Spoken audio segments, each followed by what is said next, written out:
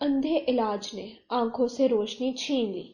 چاہے آپ ڈاکٹر ہوں یا فارمسٹ، ہر دوا آپ پر بیماری میں استعمال نہیں کر سکتے۔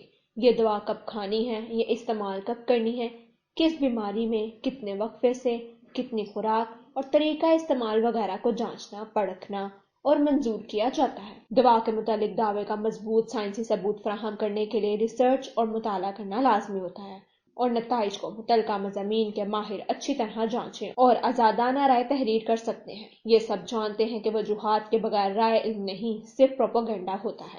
گہرے مشاہدات، بھرپور تحقیق، مرحلہ وار آزمائش اور مستند شواہد کسی دوا کے بازار میں آنے کی بنیاد ہوتے ہیں۔ مذکورہ دوا سال 2004 میں آنتوں کے کینسر کے لیے منظور کی گئی، بعد ازاں اسے گردے اور برسٹ کینسر کے لیے بھی منظور کیا گیا۔ 2011 میں امریکی FDA نے بتایا کہ اس دوا سے برسٹ کینسر کے مریضوں کو فائدہ پہنچانے کے شواہد کمزور ہیں، اس لیے وہ اس دوا کے برسٹ کینسر کے استعمال میں منظوری کو واپس لے رہے ہیں۔ دوا کی سالانہ قیمت تقریباً $1,00,000 یعنی پاکستانی 2.5 سے 3 کروڑ روپے تھی۔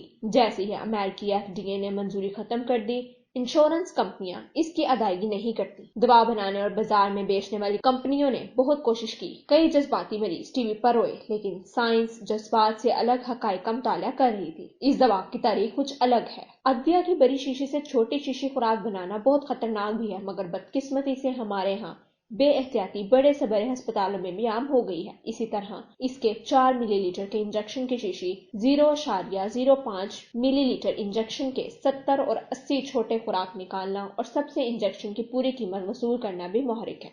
انجیکشن کو جب آپ نکالتے ہیں تو اس سے بڑا خطرہ جراثیم کی آلودگی کا ہوتا ہے، اور اگر ایک شیشی میں 70 اور 80 بار سوئی سے سوراخ کریں گے تو اندازہ کریں گے کتنی آنکھوں سے نظر نہ آنے والے جراثیم وہاں پہنچ سکتے ہیں۔ بیرونی ماحول سے ایکسپوز ہو کر یہ دوا کس حد تک خراب ہو سکتی ہے۔ ادویہ کی کمپاؤنڈنگ اگر کسی فارمیسی میں ہو رہی ہو تو اس کمپنی کے ہدایات پر عمل کرنا لازمی ہوگا۔ میری نظر میں کمپنی کی لکھی ہدایات سے باہر یا اس کے خلاف استعمال کرنا سنگین پیشہ ورانہ جرم ہے، کیونکہ آپ اس دوا کی کیمسٹری اور بنانے کی کیمسٹری سے واقف نہیں۔ دوسری طرف جراثیم کی ممکنہ آلودگی ناقابل تلافی نقصان پہنچاتی ہے۔ ہوا کچھ یوں ہے کہ یہ خالصتاً ادویہ سازی اور قانونی استعمال میں ہیر پھیر کا معاملہ ہے، جس کے ذمہ دار کمپنی، ڈاکٹرز، فارمیسی اور ریگولیٹری اتھارٹی ہے۔ کمپنی اس عمل کی حوصلہ افزائی کرتی رہی اور منافع سمیٹتی رہی۔ معلوم ہونے کے بعد کمپنی نے اس عمل کی حوصلہ شکنی کے لیے اخبار میں کتنے اشتہار دیے۔ ڈاکٹرز جانتے تھے کہ اس عمل سے بینائی ضائع ہونے کے واقعات ہو چکے ہیں، وہ کیوں ایسا نسخہ لکھ رہے تھے جس کی خوراک دستیاب نہیں تھی؟ وہ کیوں یہ نسخے تجویز کرتے وقت متوقع ہولناک انجام سے لاپرواہ تھے؟ فارمیسی والے کیوں اتنے غیر محفوظ کمپاؤنڈنگ کا خطرہ مول لے رہے تھے؟ وہ کیوں کمپنی کی ہدایات کو نظر انداز کر رہے تھے؟ ریگولیٹری اتھارٹی نے کیوں فارمیسی میں اتنے غیر پیشہ ورانہ فعل پر آنکھیں بند کر رکھی؟ کیوں بے جا استعمال پر خاموش رہے؟ یہ درجنوں لوگوں کی بینائی کھونے کا معاملہ ہے۔ معلوم نہیں آج تک کتنے لوگ علاج کے نام پر خاموش دردناک انجام سے دوچار ہو گئے۔ اللہ لالچ، کم ظرفی اور جہالت سے قوم کو محفوظ رکھے۔